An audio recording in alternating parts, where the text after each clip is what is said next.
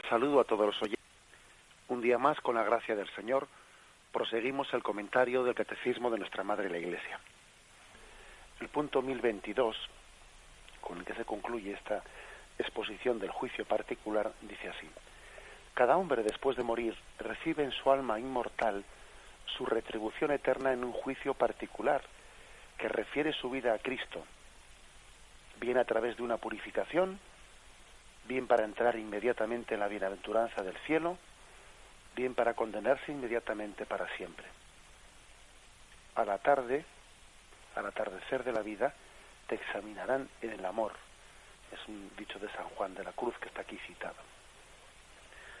Por lo tanto, el juicio particular consiste, dice aquí, en referir nuestra vida a Cristo. Nuestra alma comparece en esa presencia de Cristo glorioso, y ante la luz de Cristo pues es evidente cuál es el destino de nuestra alma, ¿no? Si el alma estuviese pues libre, consciente, ¿no?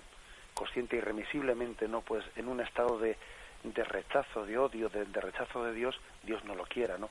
Pues esa alma, al comparecer ante la presencia de Dios, pues sabe, ¿no? Solamente esa presencia de la santidad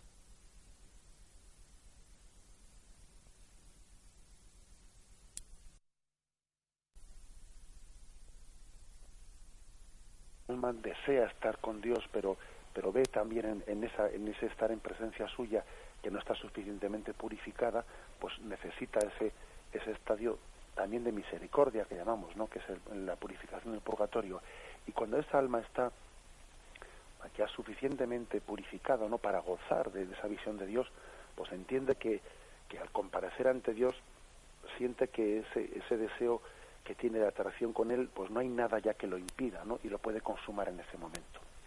Hay, por lo tanto, en el alma inmortal, como dice aquí, el alma inmortal, separada del cuerpo, al comparecer ante la presencia de Dios, la mera presencia de Dios ya nos dice a cada uno cuál es nuestro lugar.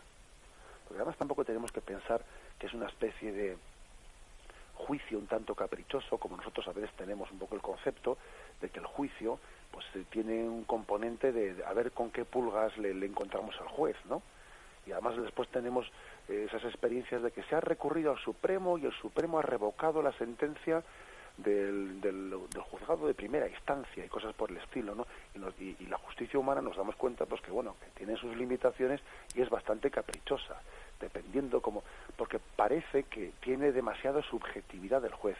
Pero es que esos tenemos que purificar todo eso cuando lo referimos a Dios. No se trata de que Dios sea un juez que tenga mejores pulgas o tenga la manga más estrecha o más ancha. Eso no es así. Es que al comparecer ante la luz de Dios, cada uno de nosotros sabe inmediatamente cuál es nuestro lugar. Ante la luz de Dios todo queda claro. Y es que la luz de Dios nos clarifica y uno sabe perfectamente si necesita purificación, si está ya suficientemente preparado por Dios o si su estado es de absoluto rechazo de esa luz.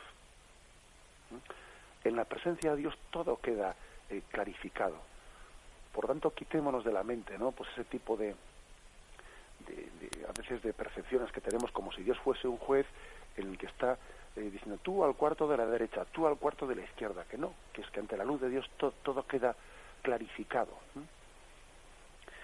Bien, yo creo que es importante hablar también, decir dos palabras sobre el hecho de que hoy en día, pues la Iglesia, como veis, en su catecismo mantiene claramente la fe de siempre, ¿no? ¿Cómo la va a cambiar? Pero sin embargo hoy en día a veces estamos en una crisis de fe, y no digo ya desde fuera de la Iglesia, sino a ver entre personas que están cercanas, incluso teólogos, incluso que recientemente en la última reunión que ha tenido la plenaria de la Conferencia Episcopal, pues los obispos han aprobado un documento, una instrucción pastoral con el nombre de Teología y Secularización en España, a los 40 años de clausura del Concilio Vaticano II, en el que hacen referencia pues a que por desgracia pues Satanás ha infiltrado no muchos errores, incluso entre teólogos, incluso en el campo de la teología, incluso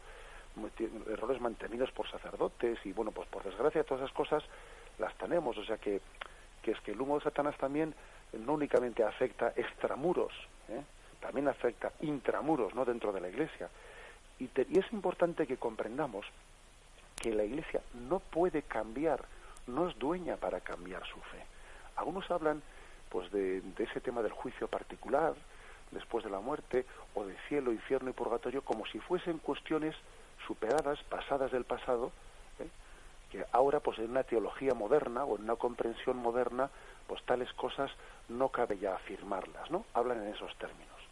Claro, y dice uno, pero bueno, ¿pero qué pasa? Que la fe de la Iglesia va a ser una fe que está sometida a las modas, o sea, va a ser una fe que dependiendo de qué es lo que esté bien visto o lo que esté mal visto, o lo que sea un poco conforme a la cultura o al pensar del momento, sea afirmado o sea negado. Pues claro, haríamos del depósito de la fe un auténtico mercadeo. Sería eso como confundir la fe con la ideología, porque las ideologías sí que se van adaptando, ¿no? Hay momentos, pues no sé, que hay ideologías, pues que todas las ideologías, no hay, sino todas las ideologías están recibiendo continua influencia del momento en el que se viven. Sin embargo, la fe es un depósito puesto en manos de la Iglesia, y la Iglesia estaría traicionando ese depósito si lo estuviese cambiando, mercadeando, pues para que la Iglesia tuviese una imagen más moderna, una imagen más atrayente, pues sería totalmente traidora a ese mensaje de fe. Hay un autor que es San Vicente de Lerins, un autor que fue un famoso monje del monasterio de Lerins, situado en una isla frente a Niza, que él murió pues allá por el año 450, ni más ni menos, ¿no? Pero es que tiene una obra muy muy importante en la tradición de la Iglesia, se llama el Comunitorium, una obra en la que él habló de este tema al que me estoy refiriendo yo ahora con mucha exactitud. Dice él: no ceso de admirarme ante tanta insensatez de algunos hombres que, no contentos con la regla de la fe entregada y recibida de una vez para siempre desde la antigüedad, buscan indefinidamente cada día cosas nuevas y siempre se empeñan en añadir, cambiar, quitar algo a la religión, como si no fuese una doctrina eclesial a la que basta haber sido revelada de una vez para siempre, sino una institución terrena que no pueda ser perfeccionada más que con una continua enmienda o más aún rectificación. Fijaros que esto lo decía en el año 450, que han pasado ya más de 1500 años desde que dijo esto, con lo cual, por lo visto, pues la enfermedad que padecemos hoy pues no debe ser tan nueva, sino que es que ya existía también en aquellos tiempos. Esa especie de, ahora quito esto, luego pongo lo otro, como si resulta que el cielo, infierno y purgatorio fuesen cosas que... Recuerdo que en una ocasión, pues hace ya unos años, ¿no?, pues cuando se estaba acercando el año 2000 y todo era que el año 2000 y todo iba a ser nuevo el año 2000, recuerdo pues una persona que se me acerca y me dice, bueno, pero eso del infierno dicen que ya no existe, ¿no? Y yo con un poco de ironía le dije, sí, es que me parece que lo quitan para el año 2000, le dije, así un poco bromeando. Pero bueno, pero ¿qué pasa? Que las verdades de fe van a estar sujetas a nuestra al cambio de los tiempos, ¿no? Dice la primera carta de Timoteo, capítulo 6, versículo 20. Timoteo, guarda el depósito de la fe se refiere, ¿eh? Timoteo, guarda el depósito, evita las palabrerías profanas y también las objeciones de falsa ciencia. Algunos que la profesan se han apartado de la fe. La gracia sea con vosotros. Fijaros qué texto tan contundente. Tú guarda el depósito de la fe y evita todas esas palabrerías que a veces a uno le apartan de la fe. Y comentando, ¿no?, este texto, dice San Vicente de Lerins: es muy útil meditar con atención aquel pasaje del apóstol: oh Timoteo, custodia el depósito de la fe, evitando las novedades profanas en las expresiones. Es el grito de una persona que sabe y que ama. Preveía, en efecto, Timoteo, o mejor dicho, Pablo, cuando escribe a Timoteo, preveía los errores que surgirían con el paso del tiempo. y se dolía fuertemente de ello.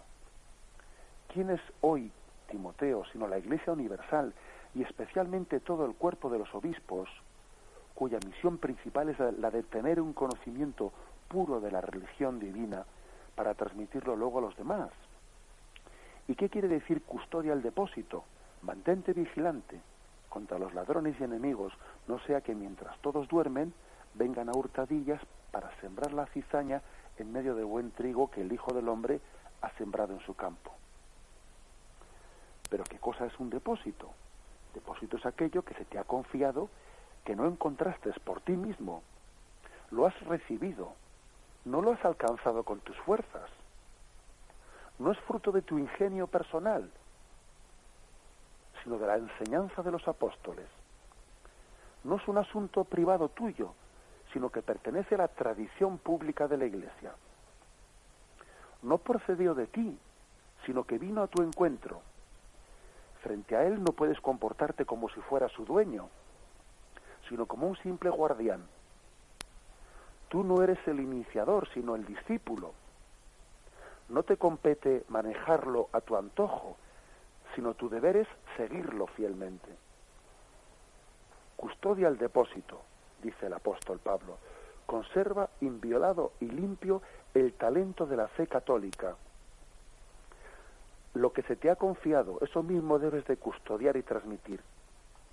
Oro has recibido, oro devuelve. No puedo permitir que sustituyas una cosa por otra.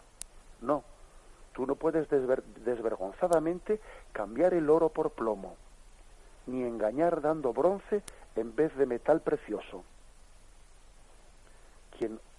Quiero oro puro, no lo que solo tiene apariencia de oro. Fijaros qué palabras tan contundentes, ¿no?, de San Vicente de Lerins diciendo, oye, la Iglesia ha recibido un depósito y no es dueña, un depósito de fe, y no es dueña de él, y tiene que ser fiel para transmitirlo, y no dar gato por liebre, ¿no? Y qué responsabilidad la de quien tiene, pues imaginemos, ¿no?, pues un puesto, una cátedra de teología, y la utiliza no para enseñar la fe católica, sino para enseñar otra fe distinta. Qué responsabilidad, ¿no?, dar gato por liebre. Y dice, en vez de oro, dar plomo. Y entonces se pregunta San Vicente de Lerins, fijaros, quizás alguno se pregunte, entonces, ¿no es posible ningún progreso en la Iglesia de Cristo? Progreso en la fe. Y dice él, claro que debe haberlo, y grandísimo progreso. ¿Quién hay tan enemigo de los hombres y tan contrario a Dios que pretenda impedirlo? Ha de ser, sin embargo, con la condición de que se trate verdaderamente de progreso de la fe y no de cambio de la fe. Es característico del progreso que una cosa crezca, permaneciendo siempre idéntica a sí misma. Propio del cambio es, por el contrario, que una cosa se transforme en otra. Es decir, claro que puede haber un crecimiento en la Iglesia de cómo explicar mejor lo que es el purgatorio, explicar mejor lo que es el infierno, explicar mejor lo que es el cielo. Podemos progresar en la capacidad de entenderlo y explicarlo mejor, pero no de negarlo, no de decir que no existe, no de decir que esos son cuentos del pasado. Es decir, San Vicente de Lerins dice, claro que podemos también en la teología, por eso también la Iglesia ha escrito este nuevo catecismo, ¿no?, para decir la fe de siempre, intentando explicarlo pues a los ojos del mundo con términos más de su tiempo, pero no traicionando la fe, sino explicando la misma fe, con una capacidad, si queréis, más actualizada de transmisión, pero sin traicionar los contenidos. Por eso continúa San Vicente. Crezca, por tanto, y progrese de todas las maneras posibles el conocimiento, la inteligencia, la sabiduría, tanto de cada uno como de la colectividad, tanto de uno solo individuo como de toda la Iglesia, de acuerdo con la edad y con los tiempos, pero de modo que esto ocurra exactamente según su peculiar naturaleza, es decir, en el mismo dogma, en el mismo sentido, según la misma interpretación que se nos transmitió al principio, sin cambiar el sentido, sin cambiar la interpretación de las cosas, sino profundizando en ellas. Es hermosísimo, pues, ¿no? Hermosísimo. Dice al final, pongamos un ejemplo. No ocurra nunca, por tanto, que los rosales de la doctrina católica se transformen en cardos espinosos. no suceda nunca, repito, que en este paraíso espiritual, donde germinan las plantas preciosas, despunte de repente la cizaña y las malas hierbas. Todo lo que la fe de nuestros padres ha sembrado en el campo de Dios, que es la Iglesia, todo eso deben los hijos cultivar y defender llenos de celo. Solo esto, y no otras cosas, deben florecer y madurar, crecer y llegar a la perfección. Como digo, estas palabras son especialmente impresionantes cuando están pronunciadas hace pues más de 1500 años, ¿no? Y también eso consuela porque uno dice, mira, pues en medio de la crisis también de falta de fidelidad a la doctrina, ¿no? Pues uno dice, pues es que esto es un problema de siempre. Y sin embargo el gran milagro es que la Iglesia, en medio de tiempos distintos, ¿no? En medio de idas y venidas, modas y contramodas, ¿no? E imperios humanos que se levantan frente a Cristo y otros que, bueno, pues en medio de tantos avatares, la Iglesia es capaz de guardar el depósito de la fe. Y todo esto lo digo a propósito, pues bueno, pues precisamente de esto del juicio particular, porque es que es uno de los temas que más suele ser tomado como bandera, como tema bandera, pues para disentir de la fe católica y decir que eso son cosas de antes, que son cosas de ahora, pues como si todo eso estuviese a criterio de nuestra elección personal. Creo que tenemos que sentirnos hijos privilegiados, ¿no? Cuidados y mimados por nuestro Padre Dios y por nuestra Madre Iglesia, cuando estamos viendo un milagro que es el milagro de la transmisión de una fe, de la publicación de un catecismo como este, que en medio de un tiempo en el que parece que el relativismo es el único dogma que se admite en nuestro mundo, ¿no? El relativismo es el único dogma.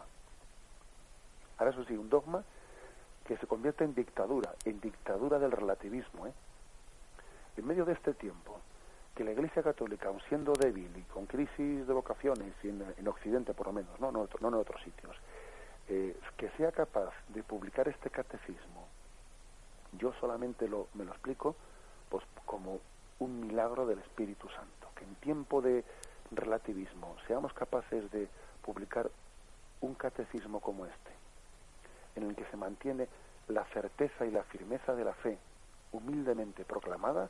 Esto es una de las pruebas más claras de que el Espíritu Santo asiste a esta Iglesia. De lo contrario, no sería explicable. Vamos a despedirnos con la bendición de Dios Todopoderoso. Padre, Hijo y Espíritu Santo, descienda sobre vosotros. Alabado sea Jesucristo.